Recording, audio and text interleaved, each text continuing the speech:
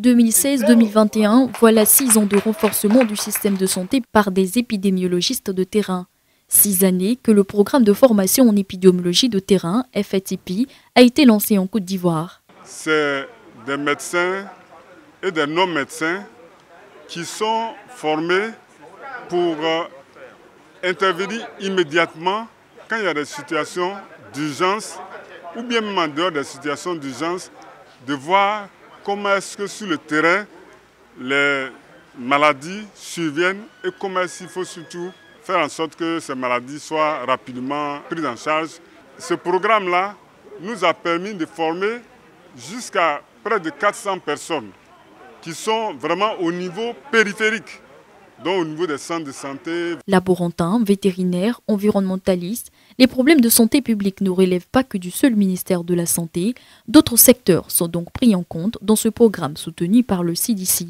C'est en fait un corps spécialisé qui a été formé à l'image d'un programme qui se fait au CDC à Atlanta, qu'on appelle EIS. C'est la formation, si vous voulez, des détectives de maladies.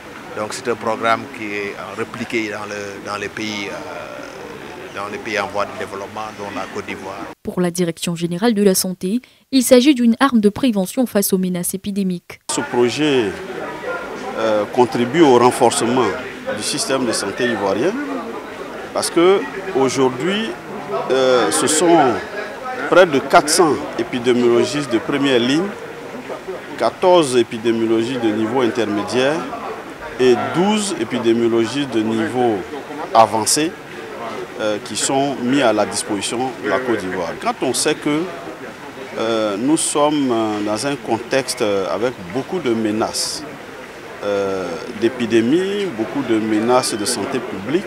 Le pays affiche l'objectif d'un épidémiologiste de terrain pour 200 000 habitants et un vétérinaire épidémiologiste de terrain pour 400 000 unités d'animal.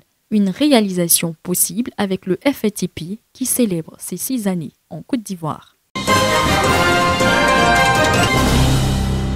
Les pathologies régulières telles le paludisme, l'hypertension artérielle, l'infection à VIH, le diabète, les infections bactériennes et certaines maladies héréditaires comme la drépanocytose provoquent parfois l'insuffisance rénale. Elle constitue aujourd'hui un problème de santé publique selon les autorités sanitaires. Le Centre de sensibilisation nationale de prévention et de traitement de l'insuffisance rénale entame alors cette campagne pour dépister mais aussi expliquer les moyens de prévention.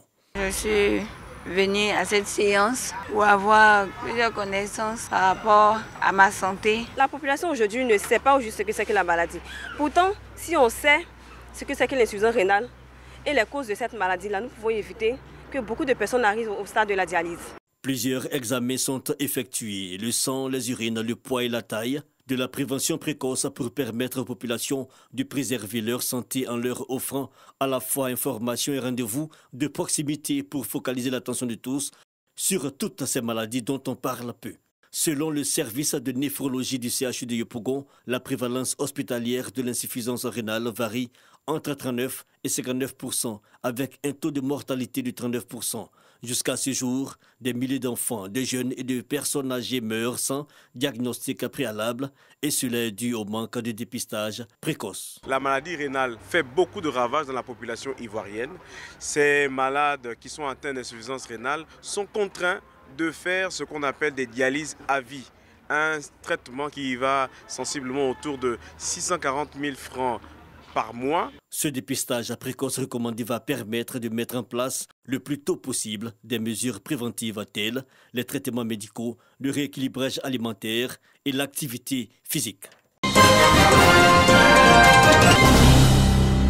Ils sont au nombre de 23. 22 élèves et une étudiante viennent de recevoir des bourses d'études allant de 200 000 à 1 million de francs CFA du Programme national de prise en charge des orphelins et autres enfants rendus vulnérables du VIH-Sida, PNOEV, en collaboration avec le ministère de la Femme, de la Famille et de l'Enfant. Ce chèque que j'ai reçu aujourd'hui, c'est comme si on m'arrachait une épine des pieds.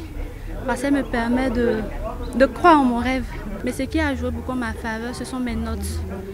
Ces 23 bénéficiaires sont des enfants vulnérables et orphelins de père ou de mère.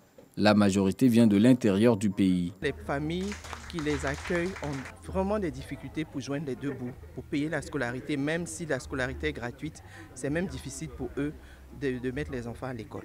Par cet acte, le ministère de la Femme, de la Famille et de l'Enfant justifie que le social est au cœur de son action. Nous sommes en octobre, les familles vivent dans une certaine crainte liée aux besoins auxquels il faut faire face. Dans l'exercice des attributions de son ministère, Madame le ministre a jugé utile que le PNOV puisse initier une rencontre pour alléger les charges des familles vis-à-vis de la rentrée scolaire. C'est en 2003 qu'a été mis sur pied le programme national de prise en charge de l'orphelin et autres enfants rendus vulnérables du VIH-Sida.